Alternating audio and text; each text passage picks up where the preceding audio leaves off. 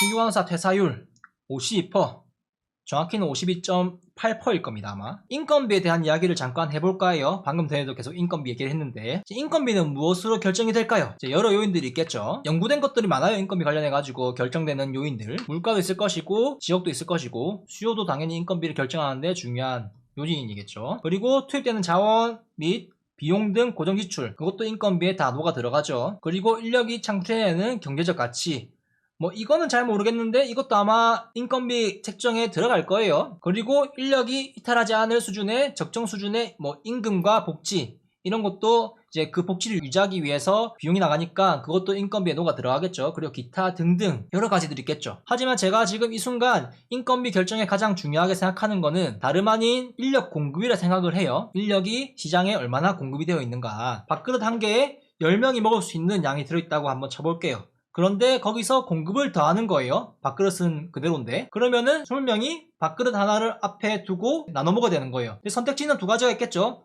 서로 치고받고 싸워가지고 남은 10명만 이제 그거 밥그릇을 챙긴다든지, 아니면은 사이좋게 반 숟가락씩 나눠가지고 이제 20명이 사이좋게 배고프게 다같이 뭐 어떻게든 살아남든지, 이제 강한 자만 살아남을 것이냐, 아니면 다같이 인건비 하락을 맞이하고 살아갈 것이냐. 이걸 놓고 따진다면은 인건비 지출을 하는 병원 입장에서는 99.9% 그냥 인건비 절감을 위한 것을 선택하지 않을까 싶거든요. 그래서 공급이 지나치게 많아지면은 결국 인건비는 내려갈 수밖에 없다. 쉬운 예시로 이런 것도 있겠죠. 요새 킹크랩이 반값이라 하잖아요. 러시아산 킹크랩 상당수 물량이 한국으로 들어와 가격이 크게 낮아진다. 이런 것처럼 공급이 과잉되어서 가치가 하락하는 게 있을 겁니다. 그리고 이제 수요는 정해져 있죠. 이제 배달, 우리 배달 많이 시켜 먹잖아요. 이제 배달 시킬 수요는 정해져 있어요. 이용자 수는. 하지만은 공급은 많아요. 공급은 뭐 배달 앱들이 여러 가지 있잖아요. 그렇기 때문에 이제 서로 추리 경쟁을 하면서 낮은 가격을 형성하는 그런 것을 좀 볼 수 있겠죠.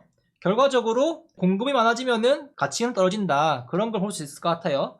또 대표적 예시로 다이아몬드도 있겠죠. 다이아몬드. 예전에 한번 제가 얘기했던 건데, 진주가 시장에 많이 풀리면은 진주값이 떨어진다 해가지고 진주 생산을 제한하거나 아니면 폐기 처분하는 그런 게 있었다고 해요. 이제 그런 거를 생각하면은 공급과 수요에 따른 어떤 정도 이제 가치 형성을 좀 생각해 볼 수 있을 것 같아요. 이제 그런데 뜬금없이 인건비랑 신규 간호사 퇴사랑 무슨 상관일까 싶을 거예요. 여기까지 들으면은. 이거는 이제 인건비를 보기 위해서 제가 좀 통계를 가져왔습니다. 이거는 시도별, 의료기관 유형별 간호사, 이제 일반 간호사만 했습니다. 전문 간호사는 상당히 많이 받더라고요. 그래서 연평균 임금을 받습니다. 지역별로 있고 상급종합병원은 상당히 많이 받습니다. 저는 종합병원에서 일했고 이 정도 비슷하게 받은 것 같아요. 저도 4,300 정도. 이제 인건비는 이렇고, 병원에서 퇴사하는 이유는 뭐가 있을까요? 여러 가지가 있겠죠. 여러분들이 생각하는 퇴사 이유는 뭘까요? 뭐 대표적으로 일이 힘들다, 그리고 뭐 대인관계 문제, 그 안에 뭐 태움도 들어가겠죠. 뭐 누군가 나를 힘들게 한다, 여러 원인들이 있는데, 저는 이런 것보다 다른 곳에서 근본적인 원인이 있지 않을까 싶어서 이제 이런 것들과 다른 이야기를 잠깐 해보려고 해요. 맛보기로 보여드린 이 인건비랑 관련이 있는 거겠죠. 바로 돈과 관련된 이야기인데, 간호사 취업에 이런 얘기가 있어요. 어딜 가나 힘든 건 똑같다. 힘들 바엔 돈이라도 많이 받는 곳에 가는 게 낫다. 그렇게 조언하는 경우가 있습니다. 저도 그거에 100% 찬성을 해요. 그러면은 너는 왜 그 지방에 있는 요양병원에서 일하고 있냐, 그런 의문을 가지시는 분 계실 건데, 그거는 이제 제 나이 특기 관련 영상을 보면은 답이 있고요. 이제 이걸 좀 보려고 하나 가져와 봤습니다. 조선소 관련해가지고 배 만드는 곳, 작년 7월 달에 올라온 글이네요. 용접사 구합니다. 단가, 시급, 최저임금입니다. 9,160원. 다들 시급 9,160원이라고 망설이시는데 기량에 따라 만원까지 협의 가능합니다. 지역은 어디예요? 거제도입니다. 연차 있고 주유수당, 일요일 8시간 달리고 퇴직금 있습니다. 점심 제공, 출퇴근버스 있습니다. 한 달 열심히 하면은 300은 들고 갑니다. 많은 관심 부탁드려요. 그렇지만 이제 이게 조선소의 현실이라고 하네요. 댓글, 웃고 간다. 편돌이도 저것보다 많이 받지 않음. 염전노예네. 심지어 위치도 거제도인데 저따고 준단다. 진짜 땡땡이다. 조선소는 최저임금 맞춰주네. 저 돈으로 영접하라고 하는 게 기가 찬다. 다 욕을 하고 있습니다. 저도 그래요. 이제 이런 거 할 바에 차라리 공장 가서 그냥 라인에서 일하는 게 조금 더 나을 거예요. 업무 강도나 이런 걸 보면은. 저도 이런 거를 간호사 일하면서 체감했던 적이 있어요. 과거의 생각이 좀 떠오르는데, 제가 2017년에 신규 간호사가 되었고 2017년 당시에는 최저임금이 6,470원이었어요. 그때 최저임금 기준으로 월급은 135만원, 세금 떼면은 124만원 정도 되더라고요. 그 당시 제가 처음에 연봉이 3,700이었나 그랬는데 실제로는 4,000이 넘었죠. 휴일 반납하고 일한 적이 많아가지고 실제로 받은 거는 더 많았어요. 일단 한 달에 호봉도 군대 덕분에 2호봉 더 쳐준 상태고 그 당시 예상하면은 한 달에 거의 270, 80 받았죠. 간호사 월급 기준으로 하면은 월급 기준으로 중산층이구나 간호사는 그 당시에 최저임금에 비하면은 2.5배 이상 받는 거니까 상당히 간호사는 소득이 괜찮은 직업이구나 그런 생각을 했죠. 어느 정도 자부심을 가지고 지방 종병에서 힘듦을 가지고 일하고 있어도 상당히 위안이 되었어요. 힘들더라도. 근데 갑자기 그런 생각이 싹 사라지는 순간이 있었어요. 이제 이쯤입니다. 이맘때쯤. 이걸 얘기하기에 앞서가지고 제가 어떤 뭐 특정 정치인이나 뭐 정책을 비판하기 위해서 이걸 하는 건 아니에요. 미리 말씀드리고 합니다. 오해하실까봐. 최저임금은 엄청난 폭으로 오르는 시기가 있었잖아요. 5년 사이에 거의 1.5배 가량 올랐죠. 근데 그 당시 중요한 거는 1.5배만큼 안 올랐어요. 연차가 쌓이고 뭐 근속수당, 호봉 여러 수당 합치면은 이제 이거를 대입했을 때 최소 연봉 6천까지 올랐어야 하거든요. 그런데 안 올랐어요. 현실은 절대 그렇지가 않죠. 이래서 물가는 오르고 최저임금은 저렇게 오르는데 내 월급은 왜 제자리인 것 같지? 라는 말이 나온 게 아닌가 싶은데 21년, 22년쯤에 들었던 생각은 이랬어요. 그 당시 월급은 극적으로 오르지 않고 여전히 연봉은 4천 내외고 최저임금 받는 월급하고 실수령액이 2.5배가량 차이 나는 것이 이제는 1.5배 수준 가량으로 이제 완전 메꿔진 게 아닌가 그런 순간에 그냥 편의점 알바, 카페 알바, 패스트푸드점 알바 이런 거 하는 게 낫지 않으려나 그런 생각이 진짜 들더라고요. 제가 그 당시 일했던 근무표를 최저임금 알바에 대입하면은 그때 야간 근무도 나이트도 8개씩 했으니까 제 월급하고 그렇게 크게 차이가 안 났어요. 한 30만원 차이가 났나? 제가 뭐 알바를 공장에서 뭐 세탁기 쌓여있는 수레도 막 끌고 하는 물창고에서 일도 해봤고 나사 막는 라인도 해봤고 고깃집에서 알바도 해봤고 맥도날드 알바도 막 해본 경험에서는 간호사처럼 고되고 정신적으로 막 이래저래 고민을 하고 판단을 내리는 뭐 책임까지 져야 하는 그런 일보다 비교적 덜 부담스러운 저런 일을 하는 게 어떨까 그런 생각이 엄청 들더라고요. 진짜 그게 불합리하다 느끼기도 하고요. 그 당시에 일이 많이 힘들다고 느껴가지고 이리 치고 저리 치면서 현실에 불만이 막 잔뜩 있었거든요. 그래서 그런 생각이 진짜 많이 들었습니다. 물론 알바라는 것 자체가 고용 안정이나 뭐 계속 일을 할수록 뭐 수당이 있는 것도 아니기 때문에 사실 비현실적인 고민이기도 하죠. 장기적으로 보면은 간호사를 계속하는 것이 답이긴 하지만은 소득의 차이가 점점 메꿔지고 있다 보니까 그 당시에는 그게 너무 못마땅하게 느껴지고 현타가 오더라고요. 도대체 이게 뭔가 이제 무언가 상대적 박탈감 같은 게 진짜 느껴졌어요. 뭐 이전에는 이 정도 받으니까 견딜만해 이랬던 생각이 불과 몇 년 만에 이 정도 받는 거? 못마땅한데? 이 돈 받고 일할 바에 덜 받고 다른 일 알아보는 게 낫지 않나 그런 생각이 막 드는 거죠. 이제 최저임금이 이렇게 오르는 거면 차라리 알바가 낫지 않나 이런 부분으로 접근해가지고 신규간호사 이직률에 대해서 이야기해볼 수 있지 않을까 싶어요. 신규간호사 이직률은 2014년에 29%, 2016년에 33.9%, 2019년에 45.5%, 2021년에 52.8%가 나옵니다. 상당히 가파른 수치로 오른 것이 확인되죠. 비단 업무가 힘들어서 이렇게 이탈하는 거는 아니라고 봐요.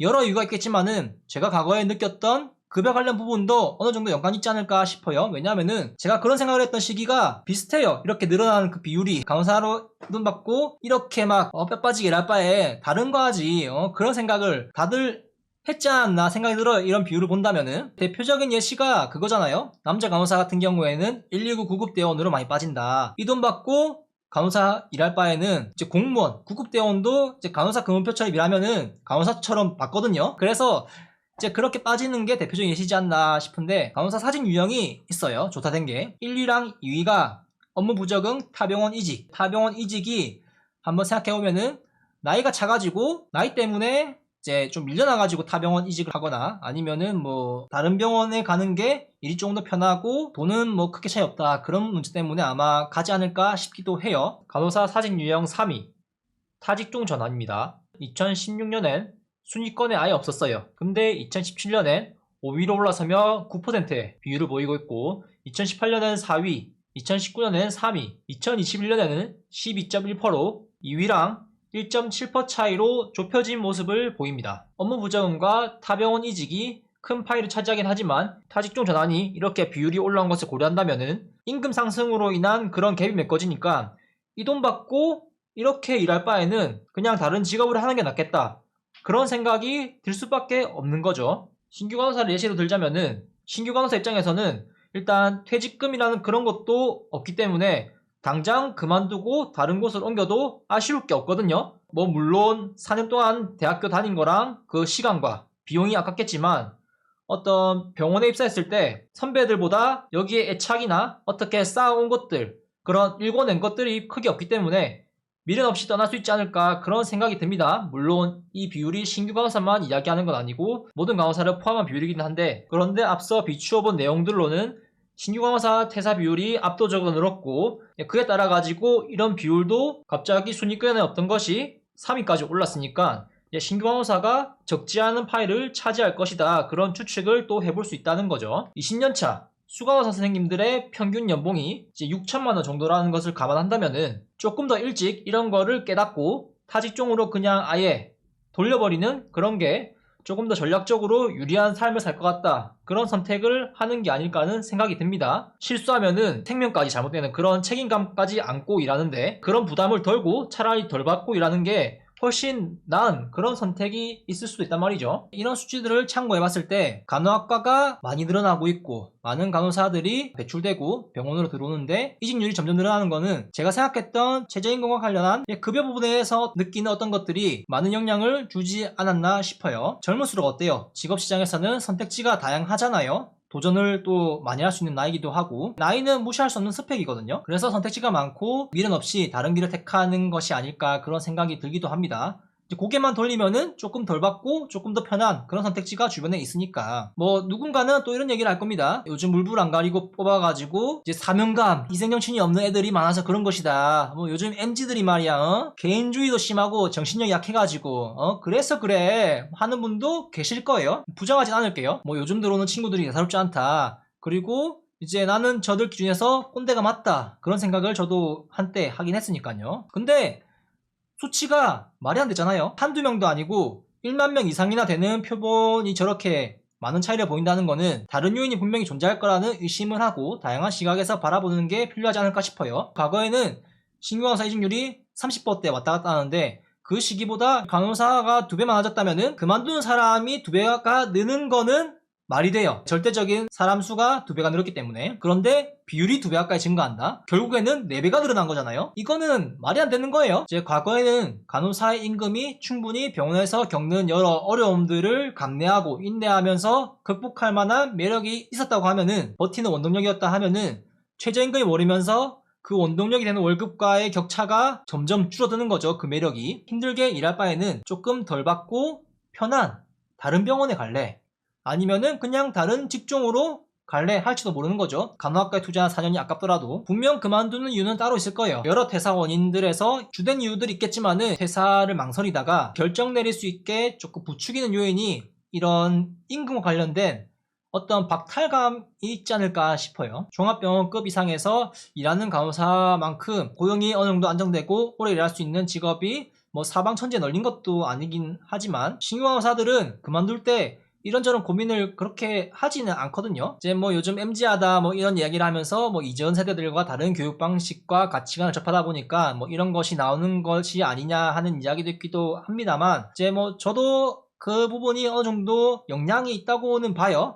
하지만 저는 이 금전적인 문제도 상당한 파일을 차지한다고 봐요. 단순하게 생각해서 이렇게 많이 나가면은 계속 일할 동기부여를 해줄 요소를 주면 되는데 그게 부족하니까 지금 계속 나가는 게 아니냐, 복지든 임금이든 올려라, 어떻게든 개선해달라, 이렇게 이야기하지만은 간호사 100만 명 시대가 온다면은 굳이 인력은 여기저기 널렸는데 고스펙 간호사가 취업을 못해가지고 다음 분기에 취업 도전을 한다고 하는데, 너 말고도 일할 사람 많아. 간호사? 그냥 우리가 만들어 놓은 시스템에서 1년 2년 일하면은 뭐 능력 비슷해, 정 안 되면은 뭐 걔 자르고 그 많은 사람들 중에 또 한 명 섭외하면 되지. 이렇게 우리는 인건비를 효율적으로 운용하면서 경영하자 하겠죠. 그런 상황이 지속되면은 내가 오래 일해서 읽어내거나 어떤 보상을 받는지도 알 수 없을 거고, 경쟁에서 선두에 서서 살아남다 해도 그 한계치가 어디까지인지 몰라요. 무한경쟁인 거죠, 무한경쟁. 이제 그런 상황에서 온전한 정신상태를 유지하는 것도 엄청난 숙제겠죠. 이런 경쟁 속에서 내 앞길도 안 보이고 내 미래를 생각할 정신도 없을 거고,